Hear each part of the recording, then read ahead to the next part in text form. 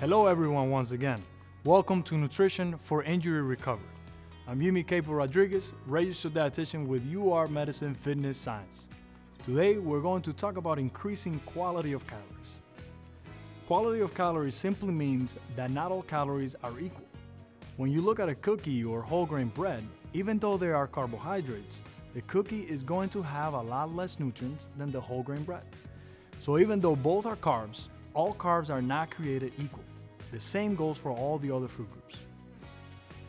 Quality means minimally processed, less refined sugar. The more natural, the better. The more whole foods, the better. And not necessarily organic. Food doesn't have to be organic in order to be good quality. We want to achieve the higher amount of nutrients per meal or per food. When we look at carbohydrates, a quality carbohydrate is going to be high in fiber. For example, when we compare white bread or whole wheat bread, or white rice versus another type of whole grain like barley or brown rice, the fiber component indicates a better carbohydrate. Now, looking at proteins, you want a lean protein. So fish or tuna, even though it's processed, is considered lean. We're looking at the quality of the proteins and fats, avoiding the fried foods and avoiding the majority of the full fat items like full fat milk, the trim of a steak, and refined fats like chips and baked goods, which have a lot of saturated fat from coconut oil or butter. Let's go ahead and focus a little bit more on fiber, because fiber is going to be the key to increase your nutrient levels in each meal. Why? Well, it has all to do with prebiotics and probiotics, which are very important in our diet. Fiber, which is considered a prebiotic, feeds the digestive biofilm. Biofilm simply means the millions of bacteria in your digestive system.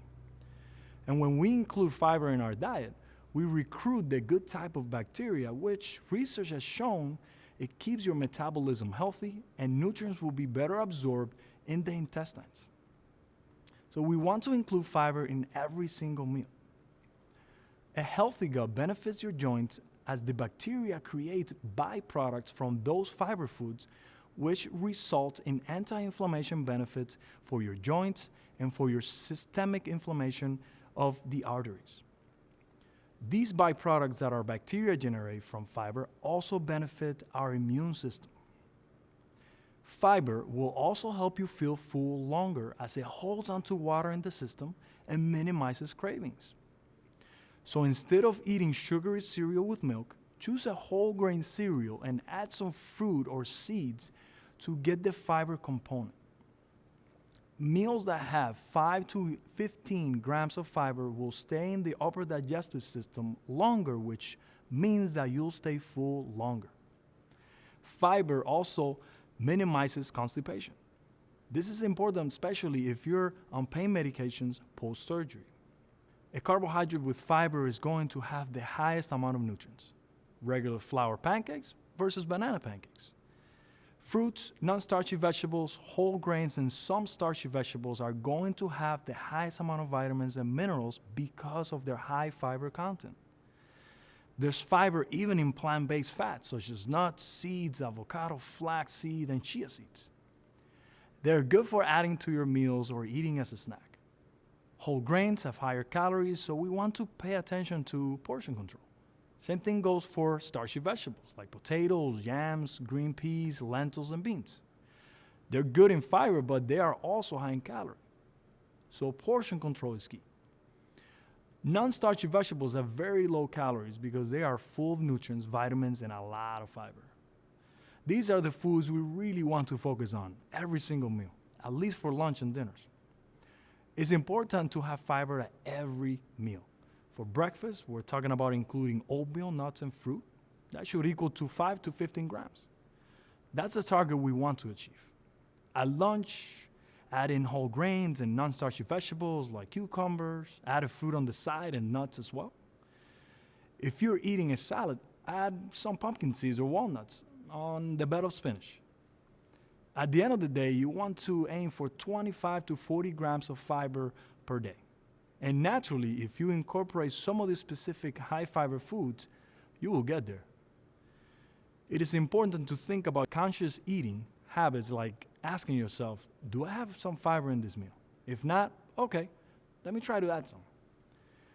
For snacks, the best ones are always going to be nuts, whole fruits, dry fruits, raw veggies, and maybe edamame. Here, we have two different eating patterns. On the left, we have a high processed carbohydrate day. On the right, we have an eating pattern that incorporates fiber in each meal. If we break down breakfast, bagel, cream cheese, latte on the right side. Try to substitute some of these for whole grain wraps, eggs, spinach, and a whole fruit. So now the fiber component goes up. For lunch, on the left, we have a ham sandwich on a white bread and chips. Those are carbohydrates without a lot of fiber. On the right side, now we have some whole grain foods, a side of salad and hummus on cucumbers with fruit. These foods are all high in fiber. Dinner, same thing. On the left, we have a mashed potato, gravy, corn, fried tenders.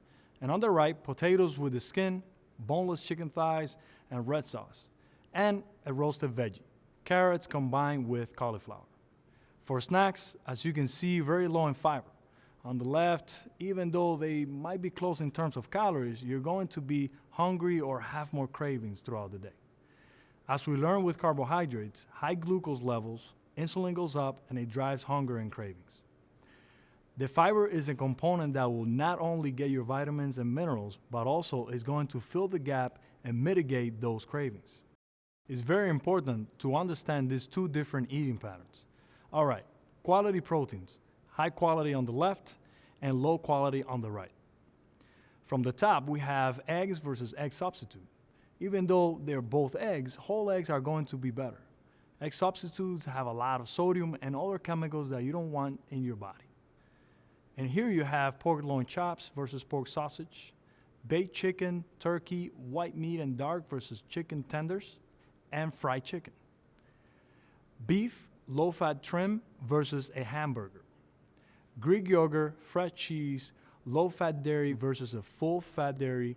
If you substitute some of these, you already will have minimized the saturated fat, which is pro-inflammatory.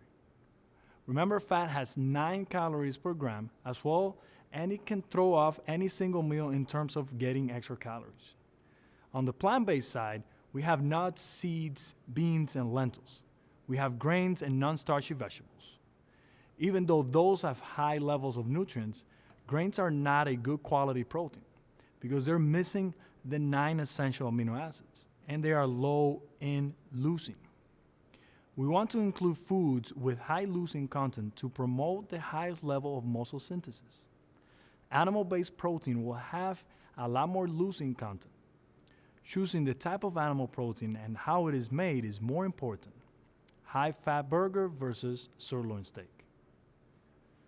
That doesn't mean a vegetarian or vegan can't get leucine in their diet.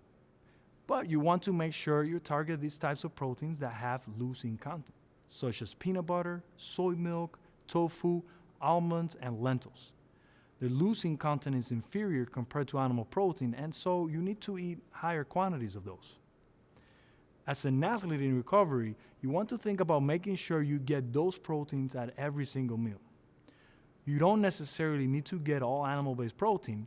The best recovery diet are those that mix plant and animal proteins together.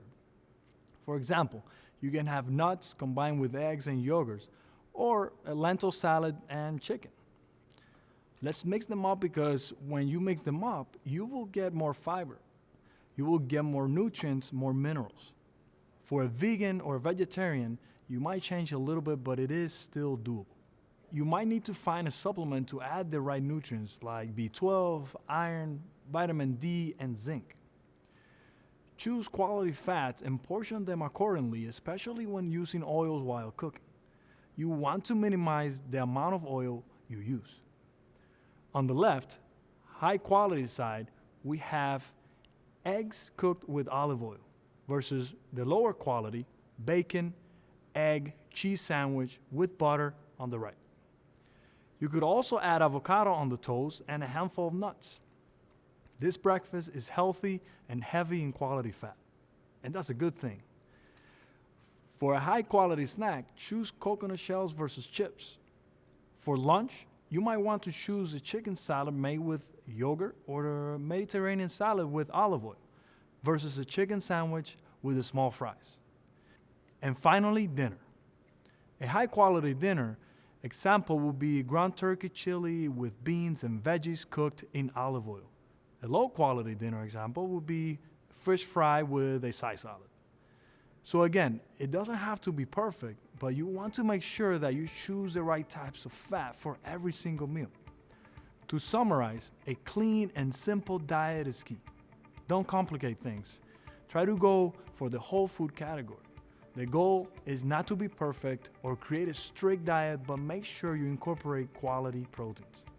Just by thinking about the quality of the foods, you will add better nutrition without counting those calories. And then it gives you a better understanding of the meaning of those calories. So, quality is important to understand because you will get more nutrition out of it. Choose minimally processed foods to help you maintain the energy balance. To avoid weight gain, stay away from overly processed or fried foods. The goal is to include fiber in every single meal and every snack. We also want a quality protein on every meal. And finally, don't avoid fat overall, just focus on the healthy ones.